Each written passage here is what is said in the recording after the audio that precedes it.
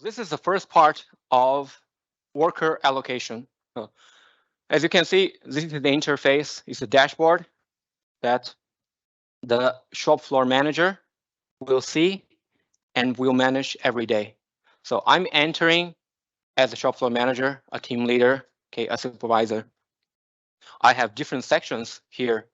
So the first one is employee attendance, then employee allocation, then presence variations, okay, some presence anomalies, okay, and then we have the operator request. Let's start with the employee attendance.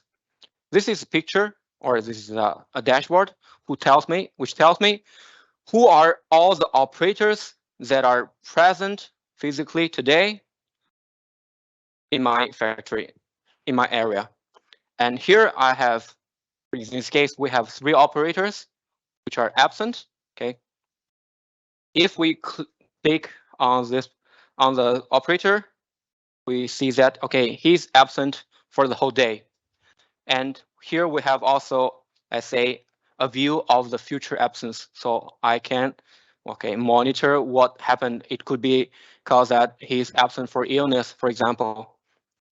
So the logic that, okay, we have the second session for managing the presence, but in this case, we know exactly if an operator is present or not for each day.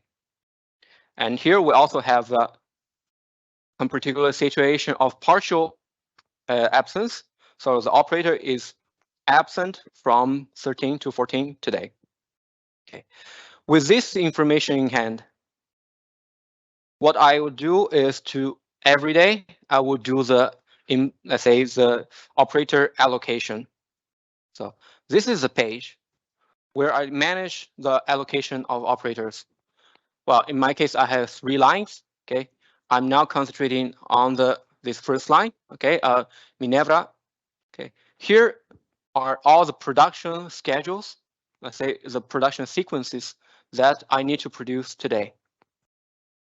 So if I click on one of the production sequence, we can see that we do have here all the information about the SKU of the, let's say, of the specific product, which is the balancing that is associated with this specific product. Of course, these are all the information that we get from Tycoon. Okay, so here we have the link between Tycoon and our platform. And then I know exactly which are the workstations. Okay, so if I enter, for example, in this case, I enter into the first workstation, I can manage allocation. In this case, the system will tell me automatically which are the, let's say, idle or the optimum operators that could work on this workstation. Of course, now here, when I click, I saw immediately the result. But there's a logic behind, because the system will check on 3 aspects. The first is, of course, whether this certain operator is present or not in that certain time period. Okay. The second is whether the operator is having the adequate skill to work on that workstation for that specific product. And the third is whether the operator has some physical limitations, okay, that for whatever reason cannot work on this workstation for that product. Remember that I mentioned from Tycoon analysis, we import a lot of the information. It's not only about the time, the standard time, but also the information about ergonomic scores. So in this case, we try to translate the physical limitations into ergonomic scores, so that if an operator is having a particular problem of back, so I will do and check the ergonomic score for that specific session, so that this operator for this specific job will not be present because of physical limitation. Okay, so whatever we see is already the result of all these checks. So I'm sure that today this operator is capable of working on that workstation.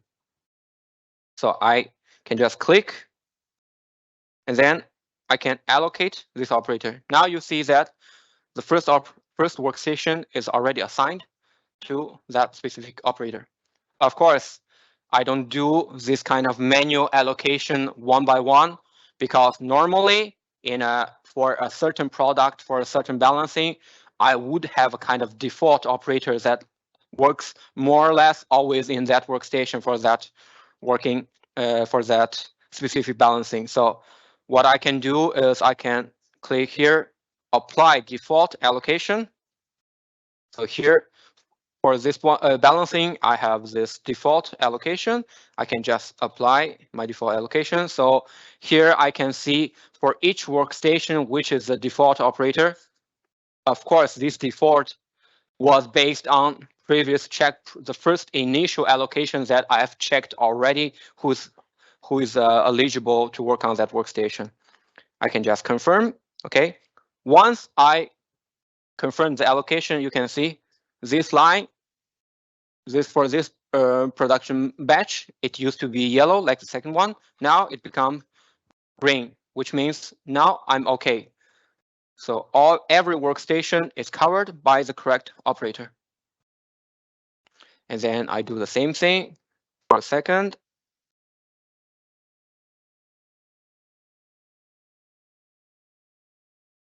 Voila. Okay, so for all the production sequence of the day, everything is green. So also here, we don't have any more. The warning sign telling me that pay attention, there is something wrong. Someone, for whatever reason, probably cannot work on that workstation. In this case, I know that everyone has come, everyone has correct, let's say, capability, skills to work on that workstation. So I'm fine. I can go on with the production. Okay. Then, just a sec. I will go to, this is for the first one for worker allocation. And then let me show you the second part for worker attendance planning. So what happened is that, okay, now today I'm okay, everything is good. Sorry for jumping between two different, okay. Okay, today I'm good with my production. And at a certain time, one operator come to me and ask me for permission because tomorrow I will do, I don't know, a blood donation. Okay. So unfortunately, from 3 o'clock, from I don't know, 13 o'clock to 15 o'clock, I wouldn't be there. In that case, I can enter here. Here is a session where I can manage all my presence variations. So the operator came to me and tell me, okay, unfortunately, tomorrow I won't be there. So, okay, I will enter here. I choose the correct date. It's today or tomorrow. Okay. And then I say, okay, I know the situation. I know the production scheduling. Okay. I can just add. I can create a new variation. I don't know. Let's take one operator. No. Let's go this way. Okay.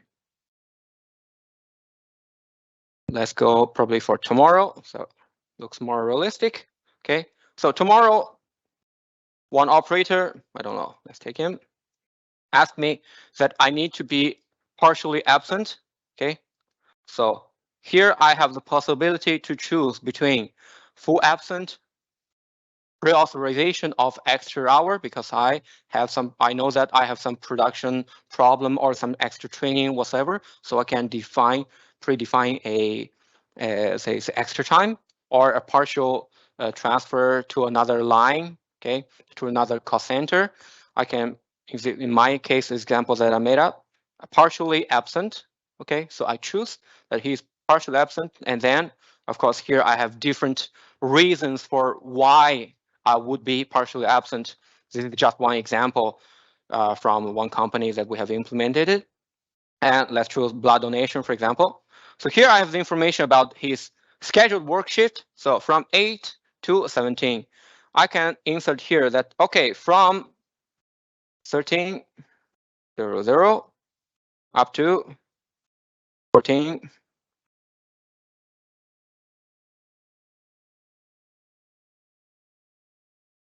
Okay, I insert this new variation, system will save it.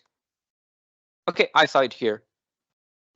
And then I come to here, I saw that there is one error.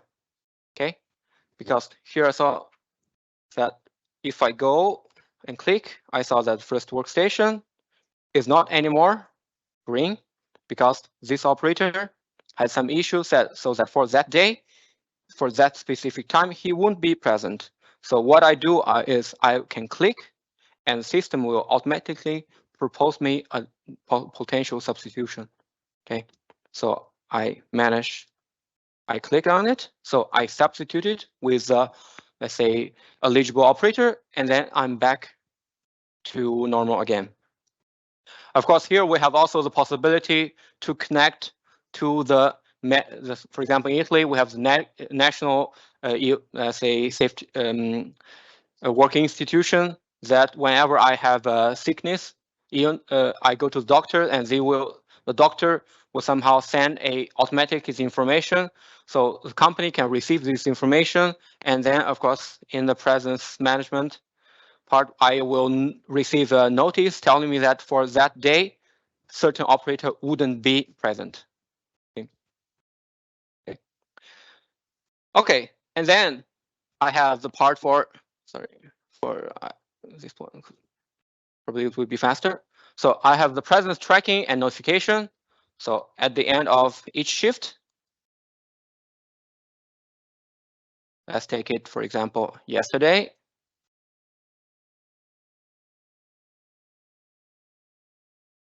Okay. I have some anomalies. I saw that, for example, one operator is having unplanned early exit. So he exited the factory earlier than he's supposed to. And here we have some entry delay. So instead of entering at 8 o'clock, she entered at 8:07.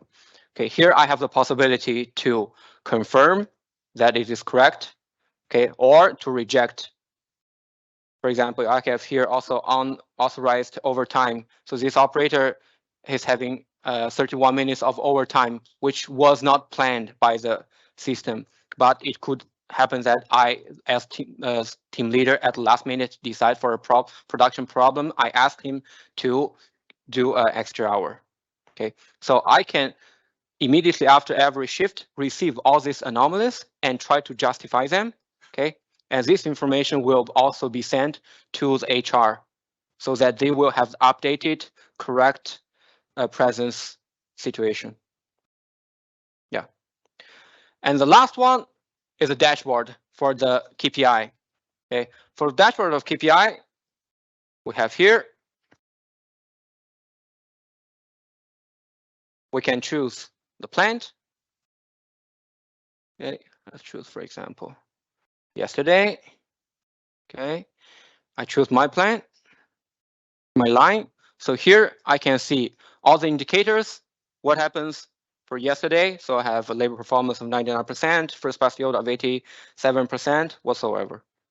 And then I can do also a comparison. So let's say if we take first pass yield, I want to compare what happens in my line with respect to the other line.